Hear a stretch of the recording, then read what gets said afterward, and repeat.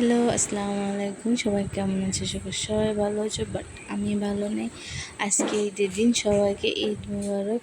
আমার মেয়েটা অনেক অনেক বেশি অসুস্থ, তোমাদের বলে বোঝাতে পারবো না। ও আজকে প্রায় 10 দিন ধরে জ্বর, ছেড়ে ছেড়ে জ্বর, অনেক অসুস্থ। তো যাই হোক, এই দেখো আমাদের গরু নিয়ে আসছে। এটা হলো ঈদের দিন সকালে। সে প্রচণ্ড কান্না করছে, মানে সে উঠবে না। আর গরু যখনই হাম্বা হাম্বা শুনছে, তখনই সে আর জোরে জোরে কান্না করতেছে। ও কখনো ভয় পায় না, সে অনেক বেশি অসুস্থ, যার কারণে এরকম করতেছে। তারপর একটু যখন ভালো মনে হলো, তার বাবা নিচে নিয়ে গেল। তার নামে একটা ভেড়া কিনেছে তার দাদা, সেই ভেড়াটাকে দেখানোর জন্য। এই যে দেখো ভেড়া, সে আসলে ছাগল গরু খুবই পছন্দ করে। অনেক বেশি অসুস্থতার কারণে ছাগল গরু মানে তার সব কিছু একটা বড়দের অসুস্থ হলে কতটা বিরক্ত লাগে, আর অসুস্থ বাচ্চাদের তাহলে কত খারাপ লাগবে। ঈদের দিন সকালবেলা এই যে আমাদের এই গ্যারেজে প্রত্যেক বছরই আমরা একটা করে গরু কোরবান দেয় আর একটা খাসি কিনি। এবার খাসি না, এবার ভেড়া নিয়ে আছে ফারিস্তার জন্য। এই ভেড়া জানি কীভাবে ডাকে, ওর ডাক শুনলে আমার মেয়েটা ভয় পায়। সারা রাত ছিল আমাদের গ্যারেজে ভেড়া আর গরুটা। আমরা সবসময় একাই কোরবান দিই। তো ফারিস্তা আর সে যখন বড় হবে তখনও আর একটু বুঝবে, তখন আনন্দ নেবে। মেয়েটা ঈদের দিনে অসুস্থ হয়েছে, আমার খুব কষ্ট লাগছে। সবাই প্লিজ আমার মেয়েটার জন্য দোয়া করো যেন তাড়াতাড়ি সুস্থ হয়ে যায়। আর কিছুক্ষণ পরে গরু কোরবান দেওয়া হবে, তো একটু পরেই দেখতে পারবো তার একটা চমক। তো সবাইকে ঈদ মুবারক, ঈদ মুবারক, ঈদ মুবারক। এই যে আমি বললাম যে চলো গরুর কাছে নিয়ে যাই, তো গরুর কাছে নিয়ে যাব এখন, কারণ এর মনটা একটু ভালো হয়েছে। সে এখন গরুর কাছে যাইতে একটু প্রস্তুত হচ্ছে। তো অনেক পানি গ্যারেজ পরিষ্কার। এই যে দেখো আমাদের গরুটা ভালোই হয়েছে, এবার ভালো লেগেছে। তা এখনও গরুকে ধরবে। এটা হচ্ছে আরশিয়ার চাচু হয়, ছোট চাচু।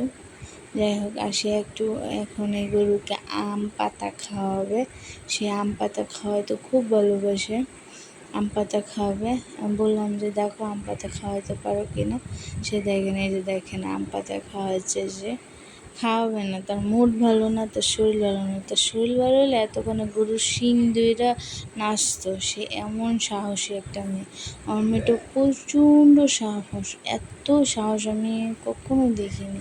সে কোনো কিছু দেখে ভয় পায় না, কোনো কিচ্ছু দেখে না। তার শরীর ভালো না, এর জন্য আরও বেশি বিরক্ত বোধ করছে। আজকে সে ইচ্ছুক বোধ করলো যে সে পাতা খাওয়াবে। তার বাবাকে বললাম আমার হাতে দাও, ওই পাতাটা খাওয়াক। পরে আমার হাতেও একটা পাতা ছিল, তাকে ঘুরাইতেছে পাতা খাওয়া বলে, পরে নিয়েছে হাতে।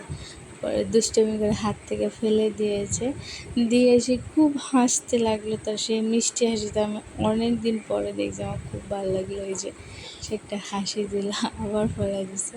আর আমি খাওয়া দিলাম। আমি গরু ছাগলের কাছে যাই না, আমার খুব ভয় লাগে। গরুর কাছে যাইতে কোন ডিশ মারে না লাত্তি মারে কে জানে। যাক, এই যে আমার মেয়ে একটু খুশি হয়েছে এবার। তার বাবার সাথে মিলে সে গরুকে খাবার দিচ্ছে। এই যে আমরা চেষ্টা করলাম একটা সেলফি তোলার, খুব এই যে দেখেন আমার মেয়েটা তাকাই রয়েছে গরুর দিকে। না, আসলে ঈদটা আমার জন্য, এবারে ঈদটা আমার জন্য অনেক কষ্ট ছিল, কারণ মেয়েটা কোনো রকমই হাসছে না। তার আজকে 4-5 দিন হয়ে গেছে খাওয়া দাওয়া টোটালি বন্ধ। আমার মেয়ের কপালের হাড্ডি সুদ্ধা বের হয়ে গেছে শুকায়া। এই যে দেখেন ভেড়াটাকে যখন কোরবান দিয়েছে সে সুন্দর করে দেখছে, কারণ তাই এক ফোঁটাও ভয় পায় না, এক ফোঁটাও ভয় নেই। আমি ভাবছি ভয় পাবে না, সে তো ভয় পায় না। ভিডিওটা পরে করতে পারিনি, আমি ঘরে চলে গেছিলাম।